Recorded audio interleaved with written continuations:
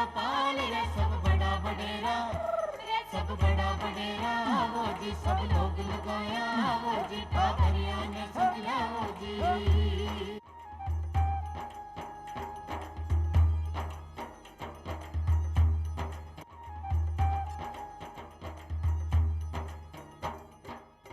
चौपाल देखवाळा सगळा ग्रामीण भाई बहना राम राम सा खमा गणी सा भाई बहना ज्યાં चौपाल में आप रोजीना नवा नवा विषय ले रहता है करा और सावटी जानकारी हासिल करा। उन्हीं प्रकार आज भी अपनी चौपाल में आप एक न्यारो निर्वाड़ो और एक नवादू विषय ले रहता है करशा और खासा महत्व जानकारी हासिल करशा। जी आप सगड़ा जानो के बार चौमासो चाल रही है, चौमासा के मायने चारू मेरी बरसात हो रही है, पेड़ चारू मेर लहरा रिया है, मोरिया कुकरिया है, कोयला कुकरी है और ई मौका के ऊपर आपन का जंगल है, पेड़ है, पौधा है, एजियान का हरिया हो रिया है, तो खाली जगह का मैंने भी आप अभियान का और रूख लगा और ये पूरी धरती ने आप हरियाली कर सका। और अपना राजस्थान की रेगिस्तानी धरती के माए तो वृक्षारोपण को बहुत खासा महत्व है। तो आज आप की चर्चा कर आज को आपनो विषय है वन संरक्षण एवं पौधरोपण, जिसकी जानकारी लेकर आपने विषय पधारिया है जनेश्वर जी चौधरी साहब, जिका जयपुर वन विभाग के में रेंजर पद माते बार शोभित है। तो जनेश्वर जी आप चौपाल स्टूडियो में पधारे, आप घणो घणो स्वागत है सर। राम राम साहब। जनेश्वर जी सबसे पहले तो आप बताओ आप कि हाल ही में आप देखियो कि ऑक्सीजन की बड़ी समस्या हुई कोविड काल के मायने, शू बड़ी डिमांड हुई तो ऑक्सीजन का सिलेंडर की कमी भी पड़ी। तो ये ऑक्सीजन की पूर्ति में, ये वातावरण की शुद्धता में, स्वास्थ्य ने ठीक रखवा के लिए वना को पौधा को कितना महत्व है? देखिए जी, मानव जीवन के लिए सबसे ज़रूरी है पर्यावरण और उसका संतुलन। तो पर्यावरण जो है वो वनों पर आधारित है। तो ऑक्सीजनों का एकमात्र जो है वनों से ही निकलती है। तो अब जैसे आपने अभी देखा कि कोविड काल में ऑक्सीजन की इतनी कमी आई कि जो सिलेंडर बहुत कम कीमत के थे वो काफ़ी ज़्यादा कीमत पर सिलेंडर मिले और उसका ट्रांसपोर्टेशन पे इतनी बड़ी समस्या लोगों ने ये भी देखी। तो इस समस्या का समाधान जो है वो केवल और केवल वृक्षारोपणों से ही किया जा सकता है। और दूसरी बात कि जो वृक्ष पहले से हमारे पास मौजूद हैं उन जंगलों के संरक्षण से। बिल्कुल। और ये जो अभी समय था बड़ा कठिन समय था और इस समय में लोगों ने समझा कि वनों का महत्व क्या है। तो ये केवल इतना नहीं है कि हमने समझ लिया, इस समझ को हमको आगे रखना है और हमको ज़्यादा से ज़्यादा वनारोपण करना है, वृक्षारोपण करना है। और जो हमारे पास प्राकृतिक संसाधन, जो वन हमारे पास पहले से मौजूद हैं, उनका संरक्षण भी हमको करना है। वन संरक्षण में अगर सबसे बड़ी चुनौतियां की बात करें आप, तो आप तो रेंजर हो, वना का रुखाड़ा हो, वना के संरक्षण करो, तो सबसे बड़ी चुनौतियां कहीं है वन संरक्षण में आपके सामने? देखिए, पहले जो हैं जलाऊ लकड़ी के लिए लोग वनों को काटते थे और दूसरा जो उनकी मवेशियाँ होती हैं वो केवल और केवल वनों पर आश्रित रहती थी। तो पहले जो नुकसान हुआ करता था तो जलाऊ लकड़ी के पूर्ति के लिए या फिर अपनी बकरियां या भैंस या और अन्य मवेशियों को चराने के लिए लोग बाग ज़्यादा नुकसान किया करते थे। और तीसरा जो है, जो शहरीकरण है जो बढ़ रहा है, आबादी बढ़ रही है, तो वो भी एक कारण है वनों को घटने का। बिल्कुल है। ये तीन प्रमुख कारण जो हैं वनों के लिए चुनौतियां हैं। अब जो है सरकारों की कई सारी योजनाएं हैं और गैस वगैरह भी काफ़ी लोगों को ग्रामीण क्षेत्रों में भी अब सरकारों ने वितरित कर दिए। यानी कि कटे न कटे प्रधानमंत्री जी की उज्ज्वला योजना है अभी वन संरक्षण में बहुत महत्वपूर्ण है। बिल्कुल बिल्कुल भाई, जैसे कि लोगों को गैस मिल गई तो अब एक बार जैसे ही गैस पर खाना बनाना शुरू किया महिलाओं ने तो उनको गैस की आदत पड़ गई। तो अब चूँकि अब आवश्यकता भी नहीं रही, तो इसलिए कि अब जो पहला जो प्रमुख कारण था कि जो जलाऊ लकड़ी के लिए वन कटते थे, अब वो तो कम हो गया धीरे धीरे। कुछ जगह अब ग्रामीण क्षेत्रों में मवेशियाँ हैं, कुछ वो हैं, मवेशियों से कुछ थोड़ा नुकसान होता है। और एक जो शहरीकरण है, ज़्यादा शहर बढ़ रहे हैं, बिल्कुल, तो इनसे नई नई योजनाएं मतलब जगह जगह कॉलोनियाँ बन रही हैं, तो इससे भी वनों को नुकसान है। जी आप तो जालाना वन क्षेत्र के मायने हो और जालाना वन क्षेत्र में रहता है, इन्हें वैश्विक स्तर पर पहचान दे रही है। लेपर्ड का मामला में जो को इस जगह काम हुई हो तो शायद कटे भी नहीं हो। और जालाना वन क्षेत्र यहाँ कोई के चारों तरफ शहर सु गिरेड़ो है, चारों तरफ शहर सु गिरो होते हुए यहाँ फिर भी आप एक मैंने संरक्षण करो। लेपर्ड का मामला में तो बहुत अच्छे काम करो, तो वो की प्रकार संभव हो पाए? देखिए, जालाना जो जंगल है ये बड़ा ही अपने आप में बहुत विशेष जंगल है।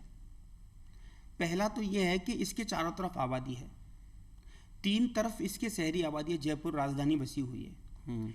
काफ़ी इसमें बहुत सारा लोगों का जैविक प्रेशर है इस जंगल में। तो पहला तो ये है कि हमने वन विभाग के जो पूर्व के अधिकारी कर्मचारी थे उनके प्रयासों से और जो आसपास के लोग हैं उनके संयुक्त प्रयासों से इस जंगल को, शहर के बीचों बीच जंगल को बचा के रखा। बड़ी बात है। और दूसरी बात यह है कि उस जंगल को ऐसा जंगल बनाया कि जिसमें लेपर्ड जैसे वन्यजीव रह सकें। तो ये एक बड़ी बात है, जंगल को बचाना और ऐसा जंगल कि जिसमें लेपर्ड जैसे वन्यजीव रह सके, जिसको काफ़ी एरिया अपने टेरिटरी के लिए चाहिए। तो ये पहले से ही हमारे पास, जैसे ये जब हम पहली सीढ़ी पे पहुंच गए तो अब दूसरी चुनौती हमारे सामने थी कि कैसे इस जालाना को एक आदर्श क्षेत्र बनाएं लेपर्ड के लिए। तो 2018 से लेके और अब तक झालाना पे काफ़ी काम हुआ है। पिछले 3 सालों में झालाना जो है वो लेपर्ड के लिए एक बहुत ही उपयुक्त स्थान बना है। और जैसे ही ये उपयुक्त स्थान बना तो जो है लोगों को पता लगा, जो वन्यजीव प्रेमी हैं, तो अभी हमारे यहाँ झालाना में देश विदेश के जो अच्छे वन्यजीव प्रेमी हैं, जो वन्यजीवों में रुचि रखते हैं, जो अच्छे वाइल्ड लाइफर हैं और अच्छे वन्यजीव फोटोग्राफर हैं, तो ये लोग अभी यहाँ पे विजिट कर रहे हैं झालाना में। तो ये पहले तो हमने वनों का संरक्षण किया, फिर उस वन क्षेत्र को वन्यजीवों के रहने लायक बनाया, और फिर जो है तीसरे चरण में हमने उसको पर्यटकों के लिहाज से भी उसको विकसित किया। तो उसके फलस्वरूप अभी आप देख रहे हो कि झालाना जो है विश्व पटल पे एक लेपर्ड सफारी के तौर पर उभर के आया है। आप एक बहुत अच्छी बात बताई कि मैंने कि पर्यटन भी डेवलप हुए है, तो वन क्षेत्र का विकास में, वन क्षेत्र को विकास में भी का मैंने कहीं पर्यटन ने भी बढ़ावा मिले। देखो, पर्यटन बहुत जरूरी है, इसके कई कारण हैं। पहला तो यह है कि वन और वन्यजीव ये प्राकृतिक धरोहर हैं। बिल्कुल है। और इन पर सभी लोगों का समान रूप से अधिकार है। और हमारी पिछली पीढ़ी ने ये जो धरोहर हैं हमको सौंपी, और अब हमारी जिम्मेदारी बनती है कि हम इन धरोहरों को अपनी आने वाली पीढ़ी को कम से कम उसी मात्रा में सौंपें कि जितनी मात्रा में हमको सौंपी गई थी, उससे कम नहीं होने दें। तो जब लोग अंदर सफारी के लिए जाएंगे तो वो वनों को देखेंगे और वन्यजीवों को देखेंगे, तभी तो उनके दिल में वन्यजीवों के और वनों के प्रति एक रुचि और एक प्रेम जागृत होगा, तभी तो वो इस चीज़ को समझेंगे, पहला कारण। और दूसरी बात यह है कि देखो, जब टूरिस्ट किसी क्षेत्र में जाता है तो वो भी देखता है कहीं कोई अपराध तो नहीं हो रहा, कहीं कोई लकड़ी तो नहीं काट रहा है, कहीं कोई शिकारी शिकार तो नहीं कर रहा है। तो वो अगर ऐसी उसको कोई अपराध घटित हुआ देखता है तो वो उसका फोटो बनाता है या वीडियो बनाता है या उसको रोकेगा और उसकी वन विभाग में जो है शिकायत करेगा, जो भी कार्यालय में। तो वन विभाग फिर उनके खिलाफ एक्शन लेगा। तो उनके जाने से भी वनों का सुरक्षा हुई, या उसको कोई घायल वन्यजीव दिखता है तो उसकी सूचना देगा, तो वन्यजीवों का संरक्षण हुआ, उनका मैनेजमेंट हुआ। तो ये भी एक चौकीदार, एक गार्ड का काम करते हैं टूरिस्ट। जहाँ जहाँ जिस क्षेत्र में अगर टूरिज्म आपने शुरू कर दिया, उस क्षेत्र में आप ये समझ लो कि वो वन फिर जो है कटेंगे नहीं, बर्बाद नहीं होंगे, वो वन आगे ही बढ़ेंगे, उनका विकास ही होगा। तो इनकी जो वन क्षेत्र को पर्यटन है वो तो कई महीना का मैंने देखा तो बहुत ज़्यादा लाभदायक है। एक तो मनोरंजन हो रही है, एक प्रकृति के नज़दीक जानवा को मौका मिल रही है, साथ ही साथ जन चेतना आ रही है जीवन बचावा के प्रति, जंगल ने बचावा के प्रति। तो उसको आप बहुत अच्छी बात बताई कि अगर जगह जंगल में पर्यटन शुरू होगो वो निश्चित रूप से संरक्षित होगा। हाँ, निश्चित रूप से संरक्षित हो गया। अच्छा, आप बता रहे कि मैंने लेपर्ड है आपने जालाना के मैंने, तो लेपर्ड है जो तेंदुआ है वो तो एक हिंसक जानवर है, तो कहीं जंगल के माने हिंसक जानवर को भी कोई महत्व है? देखिए, ये जब तक हम इनके बारे में जानेंगे नहीं, यही मैं आपसे कहना चाह रहा था कि जब तक हम जंगल में जाएंगे नहीं, जब तक हम वन्यजीवों से मिलेंगे नहीं, उनके व्यवहार को देखेंगे नहीं, तब तक हमको कैसे पता चलेगा कि ये हिंसक हैं कि हिंसक नहीं है। ये हमारी सोच पहले से ऐसी, ये गलत सोच है, हमारी धारणा गलत है कि वन्यजीव हिंसक होते हैं। कोई भी वन्यजीव हिंसक नहीं होता। जब हम जाते हैं, कभी कितने टूरिस्ट जाते हैं, कभी किसी पे टूरिस्टों पर तो हमला किया नहीं उसने, वन्यजीव ने, लेपर्ड ने कभी हमला नहीं किया। ये इनका व्यवहार है, क्योंकि ये वनों में रहते हैं। वनों में अब ये हमारे घर में नहीं आए, हम लोगों ने इनका जो आवास था उसको कम कर दिया, उस पर हमने इंक्रोचमेंट किया है, और फिर भी ये उस चीज़ को भी सह रहे हैं, है ना। तो इनका जो प्राकृतिक रूप से जो व्यवहार है, जो इनका स्वभाव है, वो वनों में रहना है, एकांत में रहना है, और मनुष्यों के साथ इनका घुलना मिलना नहीं है। तो ये हिंसक नहीं हैं, लेकिन ये अग्रेसिव तब होते हैं जब हम इनके इतने नज़दीक चले जाते हैं कि इनको खतरा महसूस हो। और वैसे अगर हम इनके नज़दीक नहीं गए, एक सेफ डिस्टेंस अगर हमने बना के रखा है, तो एनिमल कभी अटैक नहीं करता, क्योंकि मनुष्य जो है वो उसकी फूड चेन में ही नहीं है। जब फूड चेन में नहीं है तो वो मनुष्यों को क्यों मारेगा? गलती जब भी कभी अटैक होता है तो उसमें मनुष्यों की ही ज़्यादा गलती होती है। यानी कि मनुष्य अतिक्रमण करियो है जंगली जानवर क्षेत्र में, जंगली जानवर अतिक्रमण को नहीं करियो। पर रेंजर साहब कई बार आपने देखा कि साहब मानव बस्ती में घुसा बघेरा, मानव बस्ती में घुसा तेंदुआ, और अगर यानी की खबर आ जाए 20 टाइम पर वो जानवर, जंगली जानवर जो बस्ती में आएगा वो भी सुरक्षित रहे और आदमियों का भी नुकसान नहीं हो, इस दृष्टि में आदमी ने कहीं कदम उठाना चाहिए, स्थानीय निवासियों ने कहीं करना चाहिए। देखो, जब कोई वन्य जीव किसी आबादी क्षेत्र में चला जाता है तो देखो वो तो वन्य जीव है, और मनुष्य निश्चित तौर पर वन्य जीवों से ज़्यादा समझदार है। तो उस समय बहुत बड़ी जिम्मेदारी होती है उन लोगों की कि जिनके क्षेत्र में वो कोई बघेरा या कोई टाइगर या कोई अन्य हिंसक वन्यजीव गया है। सबसे बड़ी जिम्मेदारी उनकी ये है। होता क्या है? होता ये है कि जैसे किसी क्षेत्र में कोई लेपर्ड चला गया तो बहुत सारे लोग उस लेपर्ड को देखने के लिए आ जाते हैं। उनमें काफ़ी सारी उत्सुकता होती है लेपर्ड को लेके, तो वो शोर शराबा भी करते हैं। और जो है जब वन्यजीव को शोर शराबा पसंद नहीं है, अगर वहाँ पे कोई शोर शराबा नहीं करे तो वो कभी भी हिंसक नहीं होगा, कभी किसी पे अटैक नहीं करेगा। मैन वर्सेस वाइल्ड की जो कन्फ्लिक्ट है उसकी स्थिति नहीं आएगी।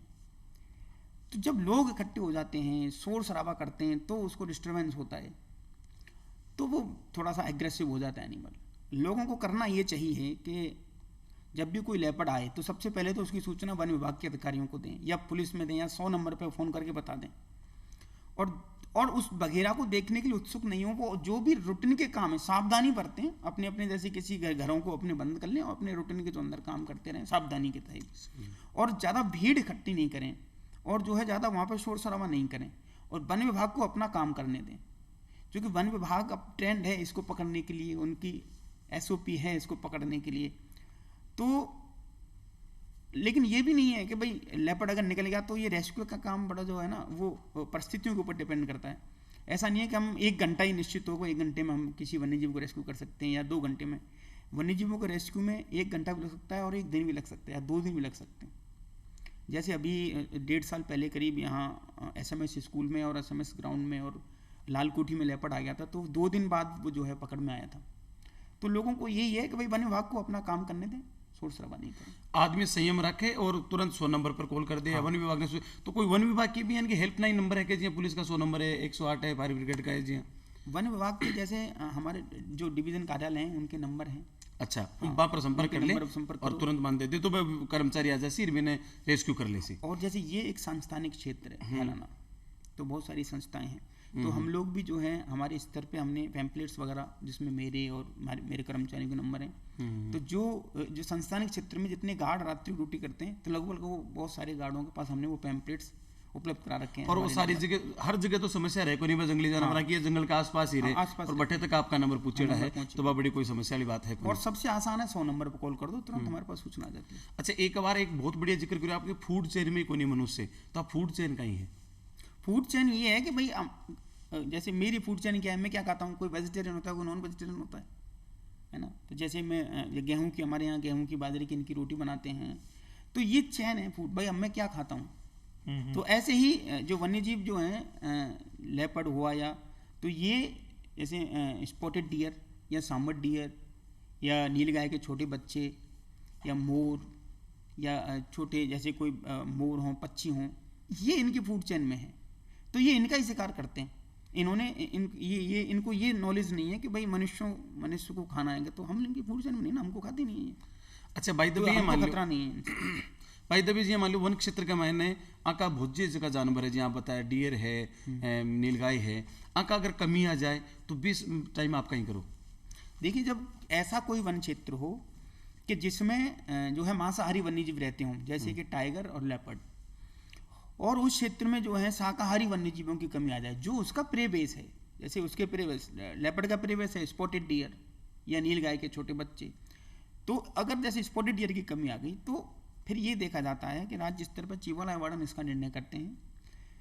उस क्षेत्र में ऐसे क्षेत्र से शाकाहारी वन्यजीवों को छोड़ा जाता है ना, ट्रांसलोकेट किया जाता है कि जहाँ कहीं ज़्यादा हों पहले से ऐसे। अच्छा। जैसे कि अभी जो है मुकंदरा टाइगर रिजर्व की घोषणा हुई है, तो उसमें टाइगरों को रिलोकेट किया गया था।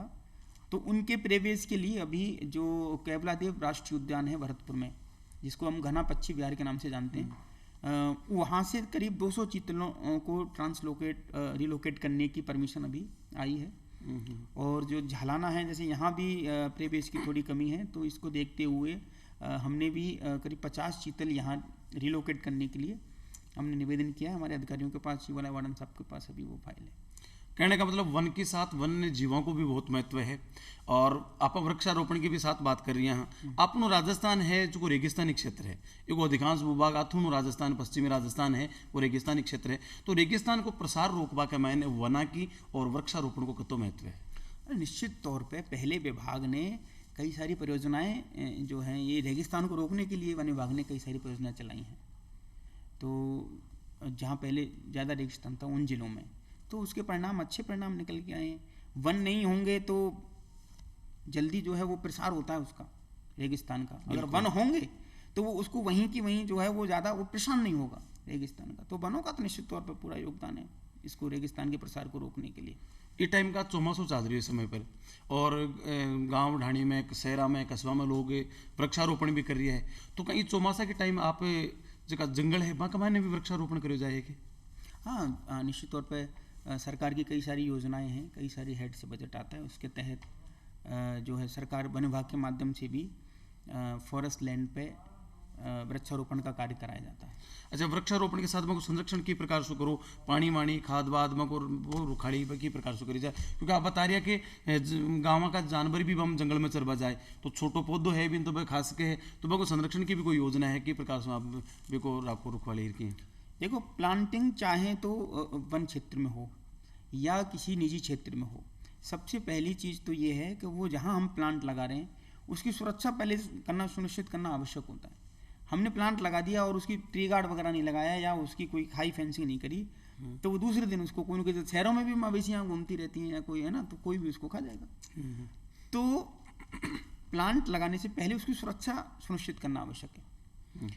जहाँ तक वन भूमि प्लांटेशन का सवाल है, तो हम प्लांटिंग करने से 1 वर्ष पूर्व वहाँ पे खाई फेंसिंग करते हैं हम लोग। जितने एरिया में हमने चिन्हित किया है प्लांटिंग के लिए, जैसे एक 50 हेक्टेयर की यूनिट है हमारी या 25 हेक्टेयर या 100 हेक्टेयर की, तो पहले उसमें खाई फेंसिंग करी जाती है।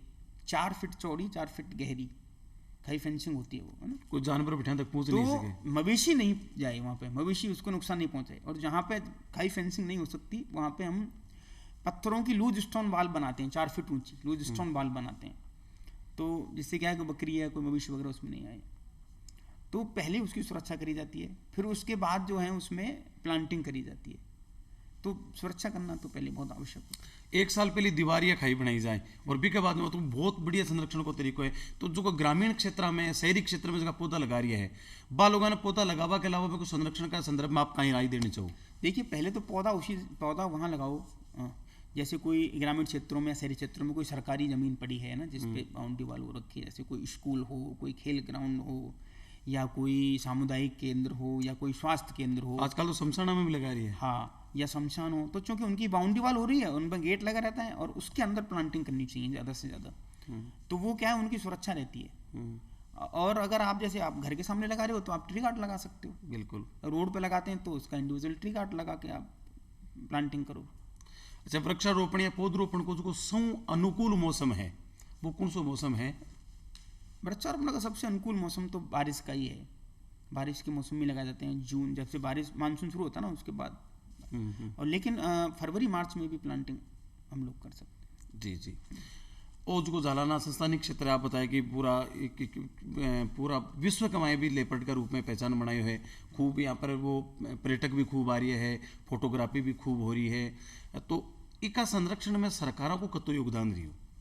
सरकार का ही कोई किसी क्षेत्र को एक सामान्य फॉरेस्ट था, ये झालाना जो है वो एक रिजर्व फॉरेस्ट ही है ना। तो राज्य सरकार ने ही जो है इसको लेपर्ड रिजर्व घोषित किया। राज्य सरकार ने ही इसके लिए कार्य योजना तैयार करी और उस कार्य योजना के तहत ही इसमें कार्य हुए। तो बहुत सारे इसमें कार्य हुए, जैसे जहाँ से एंट्री होती है वहाँ पे एंट्री गेट का निर्माण कराया, और जो है उसके बाद लोग इंटरप्रिटेशन सेंटर बनाया पर्यटकों की जानकारी बढ़ाने के लिए, बुकिंग विंडोज़ वगैरह ये बनाई, और जो ये पूरा 20 वर्ग किलोमीटर का जो क्षेत्र है इसको चारों तरफ से 6 फीट हाइट की बाउंड्री वॉल से जो है इसको पूरा फेंस किया गया। और चूँकि कई सारी समस्याएं थी, जैसे मैंने कहा कि भाई ये जयपुर शहर के नज़दीक है, तो इंक्रोचमेंट की एक बड़ी समस्या थी। फॉरेस्ट में जो है पहले से काफ़ी इंक्रोचमेंट होता ही जा रहा था, बढ़ते जा रहे थे कई सारी। तो उसको रोकने के लिए पहले योजना के तहत योजना बनी, फिर योजना के तहत उसकी फेंसिंग करी, फेंसिंग करके फिर जो है उसके गेट वगैरह का जो काम हुआ, फिर उसके बाद जब टूरिस्ट आएंगे तो उनके लिए ट्रैक्स वगैरह का निर्माण हुआ, वन्य जीवों के वाटर पॉइंट का निर्माण हुआ। तो जब योजना बनाई फिर उसका जो है क्रियान्वयन फील्ड में किया गया, तो तब जाके हुआ। तो सरकारों की मंशा से ही तो ये हुआ, सरकार की मंशा नहीं होती तो ये संभव भी नहीं हो पाता। आज भी सरकार की मंशा है, इसलिए आज भी सरकार इसके लिए बजट उपलब्ध कराती है, तभी तो ये इसका संधारण हो पा रहा है। यानी कि सरकार और प्रशासन का दोनों का मिला जुला योगदान है, साथ ही स्थानीय लोगों को भी कमाई पूरा सहयोग है। हाँ, स्थानीय लोगों का भी सहयोग है, और जो वन्यजीव विशेष तौर से जो वन्यजीव प्रेमी हैं, जो यहाँ लोग आते रहे हैं, उनका भी बहुत बड़ा योगदान है। एक कई बार आपने देखा टीवी चैनल पर ये देखा तो ध्यान पड़े कि शेर भी आपका इलाका का वर्चस्व की लड़ाई में कई बार जख्मी भी हो जाए लड़ता। तो कई ऐसा तेंदुआ है आपके आके मायने में कोई वर्चस्व की लड़ाई में एक दूसरा घायल होना यानी कि समस्या आ सकेगी। हाँ, देखो वन्यजीवों में जैसे हमारा एक एरिया रहता है, टेरिटरी होती है हमारी, जैसे हमारा घर होता है, तो ऐसे वन्यजीवों का भी एक फिक्स टेरिटरी होती है, चाहे कोई मेल हो चाहे कोई फीमेल हो।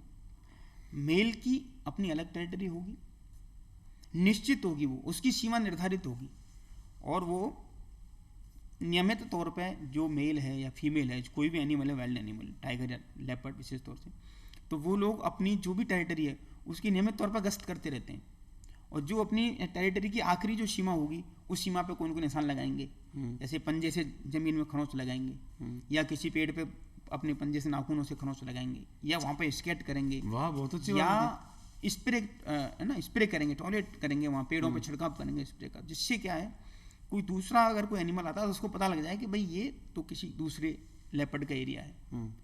तो जब कोई एक लेपर्ड मान लो किसी एक वन क्षेत्र से निकल के दूसरे वन क्षेत्र में आ जाता है, तो वो फिर अपना संघर्ष करता है अपना क्षेत्र बनाने के लिए, और फिर जो ज़्यादा ताकतवर होता है वो ज़्यादा अच्छे एरिया को ले लेता है। और दूसरा, जब कोई जैसे 1.5 साल तक करीब माँ, 1 साल या 1.5 साल के मध्य तक माँ बच्चों को अपने साथ रखती है, तो उनको शिकार करना और जंगल में कैसे सरवाइव करें ये चीज़ें सिखाती है।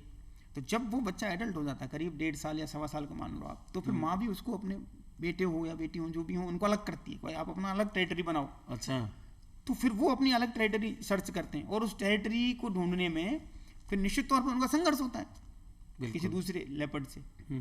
तो इसके कारण ही कई बार जब हम लोग देखते हैं कि एनिमल लेपर्ड कई बार या तो शहर में आ जाता है या इस जंगल से कि दूसरे जंगल में चला जाता है, तो ये भी एक कारण है, टेरिटरी की जो फाइट है ना, ये भी एक कारण है कि लेपर्ड जो है आबादी क्षेत्र में आ जाता है। अच्छा, एक कुछ जंगली जानवरों को प्रजनन काल है या प्रसूत काल है, जगह कमाई में बच्चा दिया है ब्याएगी, तो बी टाइम का आपको विशेष निगरानी रखोगे वहीं? देखिए, वहाँ पे हम लोग क्या मॉनिटरिंग बढ़ा देते हैं। जैसे ही किसी मादा लेपर्ड कोई बच्चे देने की स्थिति में होती है, बच्चे दे दिए होते हैं, तो वहाँ पे मॉनिटरिंग बढ़ा देते हैं। मॉनिटरिंग के लिए हम कैमरा ट्रैप का इस्तेमाल करते हैं। एक कैमरा होता है जिसको हम पेड़ों पे जो है बांध देते हैं, तो वो सेंसर लगा हुआ होता है, जैसे ही कोई वन्यजीव उसके आगे से निकलेगा तो वो सेंसर काम करता है, उसका फोटो कैप्चर हो जाता है, तो उसकी मॉनिटरिंग होती रहती है। और अगर आवश्यक हो, अगर वो टूरिज्म का क्षेत्र है, तो फिर जो है उस क्षेत्र में आवश्यक होने पे हम सफारी जो वाहन होते हैं उनकी भी एंट्री वहाँ पे बंद कर देते हैं, क्योंकि जब लेपर्ड के बच्चे होते हैं तो बहुत सारे फोटोग्राफर या वन्यजीव प्रेमी, उनमें एक ये रहता है कि भाई हम बच्चों के फ़ोटो लें, तो उत्सुकता रहती है बच्चों को देखने की या फोटो लेने की, और बी की वजह से डिस्टर्ब हुए, तो उसकी वजह से वो डिस्टर्ब होते हैं। तो ऐसे डिस्टर्बेंस को रोकने के लिए हम पर्टिकुलर उस एरिया को बंद कर देते हैं टूरिज्म के लिए। और अगर टूरिज्म से बाहर का है, जैसे कोई ग्रामीण क्षेत्रों के आसपास है, खुला जंगल में हुआ है, तो फिर वहाँ पे जो है हम जैसे मवेशी बाढ़ चराने वाले आते हैं तो उनको भी रोक देते हैं, भाई अभी आप मवेशी नहीं चला। जी, रेंजर साहब आज चौपाल स्टूडियो में पधारे और खासा महत्व जानकारियाँ दी, वास्ते आपने घना घना धन्यवाद। और भाई बहन, आप समय की भी मर्यादा में हैं। फिर मिलते हैं एक नया विषय के साथ, जब तानी जमा आपसे इजाज़त, राम राम साहब।